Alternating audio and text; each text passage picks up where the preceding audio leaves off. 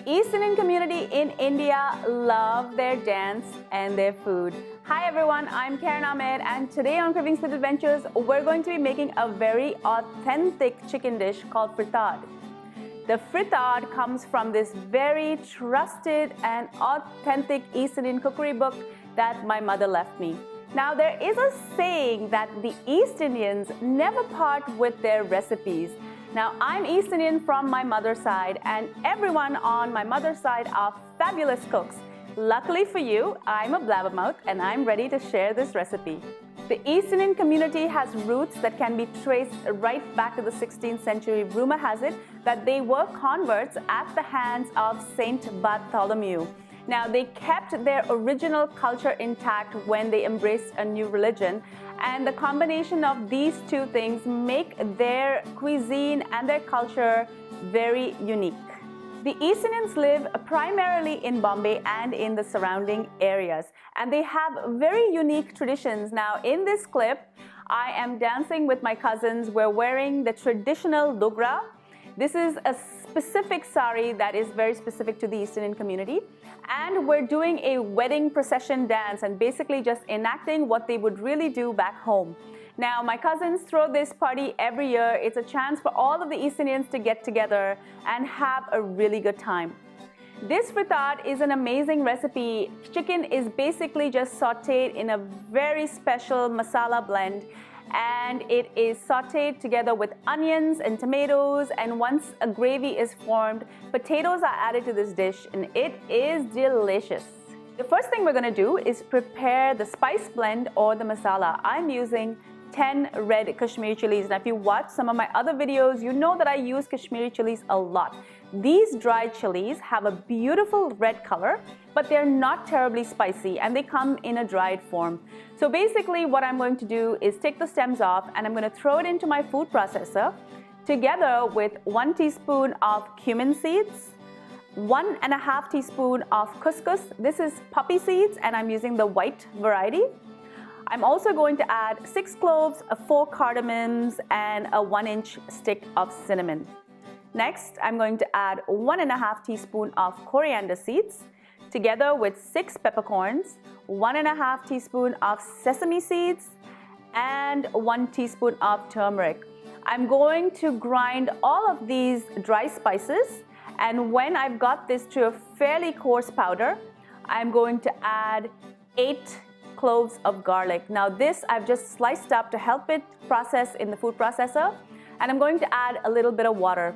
I'm just going to blend this till I get myself a nice masala paste. Once I have my magic blend ready, let's get on with the rest of the recipe. In a sauté pan, I'm going to add some oil, and I'm going to add about 3 cups of medium diced red onions. Now in the book, it calls for 4 onions, but I'm pretty sure in India, the onions are really small. So I've just used about 2 onions. Our onions in Toronto are gigantic, and this yields about 3 cups. So I'm going to sauté these, and next I'm going to add my masala blend. I'm going to try and scrape everything right into the pan, and I'm going to mix the masala blend and the onions together. I'm going to follow this with 2 cups of chopped tomatoes. These are nice fresh tomatoes. I'm going to add this together and I'm going to cover it. Let this cook for a couple of minutes. You want your tomatoes to cook down and get nice and squishy. After this, it's ready to be taken out and kept aside. We're now going to add the chicken. If you've noticed, I've got a whole chicken. This is about 2 to 3 pounds. And basically, I've taken this apart. In any home-style curry, we will usually use the entire chicken.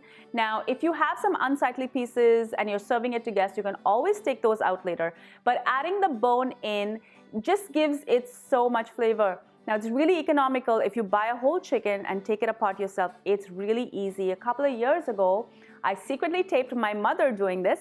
Now, she was an expert at taking apart a chicken, and I've learned how to do this from her.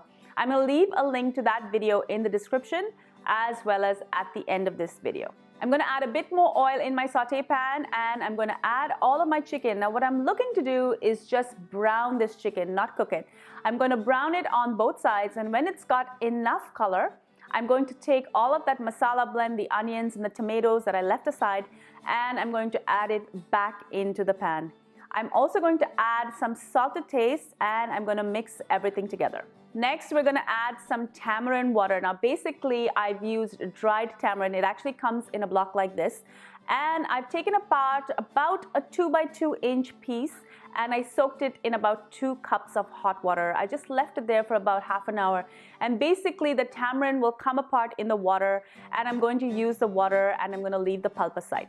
I'm also going to add about a half cup of water to my food processor. I don't want to lose any of that frittad masala. It is so delicious. I'm just going to scrape off all that masala from underneath the blades and I'm going to add it into my chicken curry.